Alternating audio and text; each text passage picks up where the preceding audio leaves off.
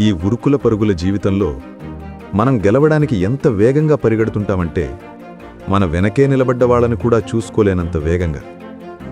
అర్జున్ కూడా అంతే. తన కెరియర్, తన ఆఫీస్, తన టైం ఇవే అతని ప్రపంచం. నాన్న ప్రేమ అతనికొక అంతరాయంలా అనిపించింది. చేతిలో అన్నం పెట్టినా విసుక్కునేంత బిజీ అయిపోయాడు అర్జున్. కానీ బిడ్డ మీద కోపడ్డం తండ్రికి తెలీదు. ఆకలిని తీర్చడం మాత్రమే తెలుసు. అర్జున్ ఆఫీస్ పనిలో పడి తన గురించి తానే మర్చిపోయాడు. కానీ నాన్న మర్చిపోలేదు. ఆయనకు అవమానం గుర్తులేదు. తన కొడుకు ఆకలి మాత్రమే గుర్తొచ్చింది. అప్పుడే తెలిసింది అర్జున్కి ఈరోజు తన పుట్టినరోజని. ఏ ప్రపంచం కోసమైతే తను నాన్నని పక్కన పెట్టాడో ఆ ప్రపంచానికి తన పుట్టినరోజు గుర్తులేదు. కాని ఉదయం తను విసుక్కుని వెళ్లిన ఆ తండ్రికి మాత్రం అది పండగ రోజు. ఆ పాయసం తింటుంటే అర్జున్ గొంతు దిగలేదు. కాని గుండె బరువెక్కింది. పరుగు ఆగింది. పశ్చాత్తాపం మొదలైంది.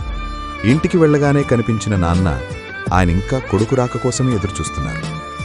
క్షమించడానికి ఆలోచించేది మనుషులు, కాని ఆలోచించకుండా క్షమించేది నాన్న మాత్రమే. మనం ఎంత ఎదిగినా, ఆకాశమంత ఎత్తుకు వెళ్ళినా తలెత్తి చూస్తే అక్కడ నాన్నే కనిపిస్తాడు. ఆయన ప్రేమని గుర్తించడానికి ఆలస్యం చేయకండి. Happy birthday Arjun.